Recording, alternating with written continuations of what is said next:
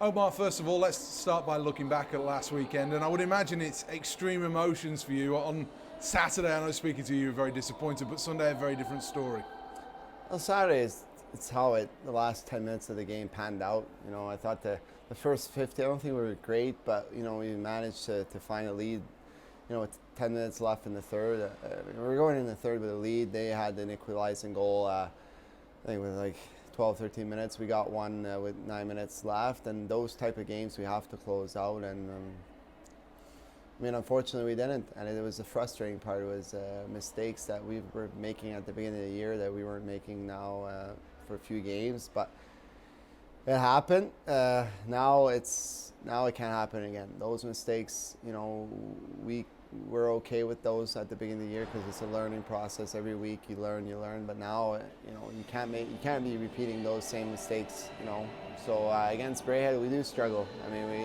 Our 3 regulation loss at home are against Braehead, so we got to find a way to to change that. But for now, we got to focus on the positives, which was a big one on Sunday against Fife. So, just going back to those mistakes that you're talking about, were they mental? Were they physical? Were they a combination of both? Probably a combination of both, but it was individual mistakes on 3 of the 5 goals. That all of those goals, obviously there's individual mistakes, but they're act in mistakes. But at the end of the day, like I said, now turn the page, but it can't happen again. We've done those mistakes at the beginning of the year. That was probably now the last time that has to happen, because these points are too vital against those big teams like Braehead in our conference. The game on Sunday, what was different with the performance there?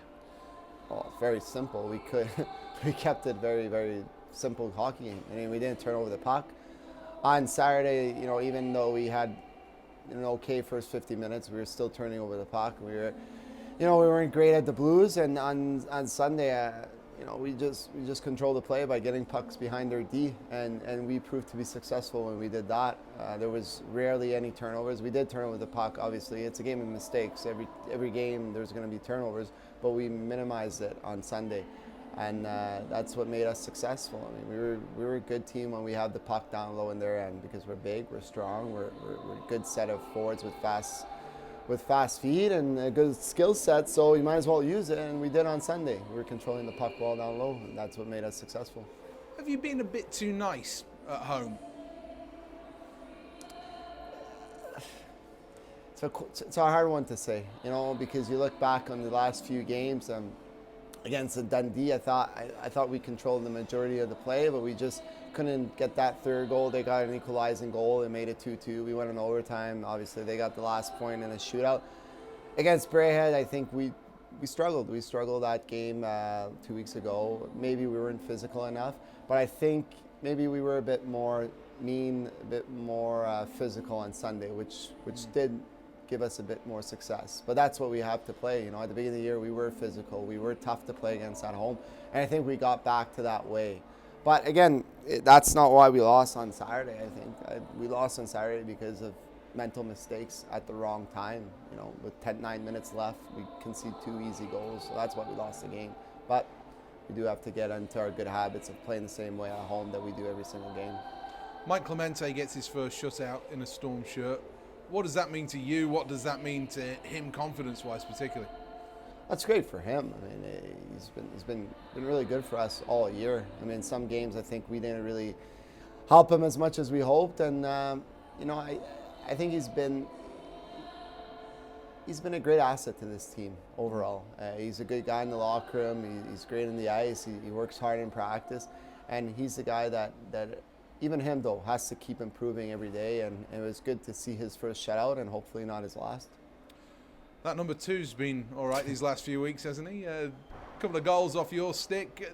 Again, you're always somebody that's been able to contribute at both ends of the ice. Does it help for you to know that you've been able to do that? Well, it's good. It's good to know. It's good to be able to do it for the team, because you try to do whatever the team needs.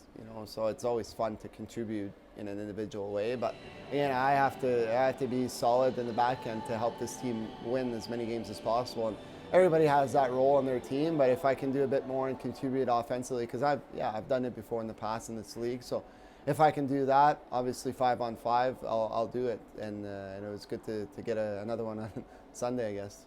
Looking at your goals and Connor's goal, there wasn't a great deal of difference, was there? It was very similar in how they came about.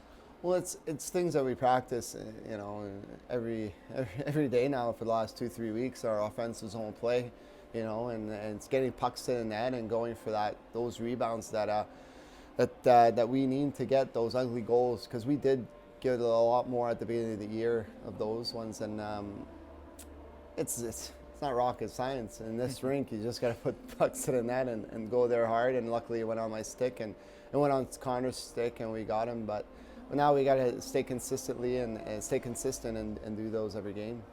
What about your injuries then, looking ahead towards the weekend? You've got Belfast coming in here Saturday night.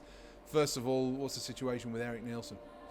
Eric's going to be out another few weeks. He went to the doctor. It wasn't great news, but he's getting better.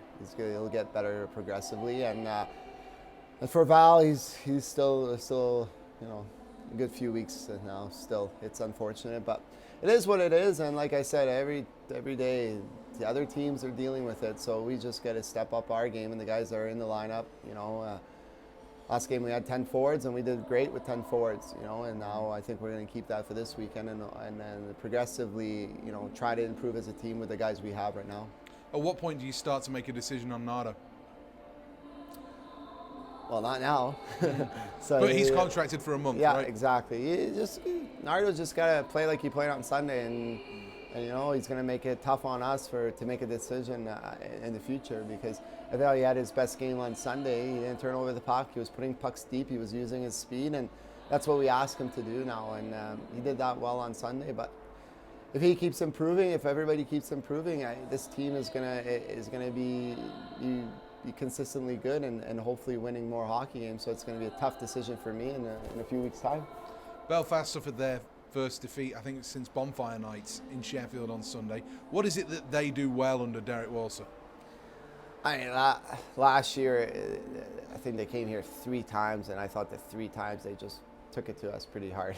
One game went to penalty shots. Yeah, one game did go to penalty shots, but I think the 2 other games they dictated the play really, really well. I thought that was the best team that came into our building overall last year, and they just put pucks deep. They outworked us. They have some good gritty forwards, and they also have a lot more skill this year, I feel, up front. I think their defensive core is a bit better too this year. They seem to be a bit steadier on the back end, not as high risk, and I mean, I'm sure they're going to be prepared as well as they are every week, and for us it's a big challenge. Again, I think these guys like playing against those bigger teams because it's a big challenge, but like I said to them, the intensity, the mental aspect, the attention to detail has to be for every game, whether you play a big team or a team that's in the same range as us. You gotta bring it every night, so it's not going to be different on Saturday. When you look at this season, you've gone close against Nottingham, gone close against Sheffield, gone close against Cardiff. Is it important that you don't get the tag of being gallant losers, if you like? No, like I said, we practice shootouts. We practice 3-on-3 every other day. We want to get that extra point, especially when it goes to overtime. So no, it's not acceptable. We want to turn things around.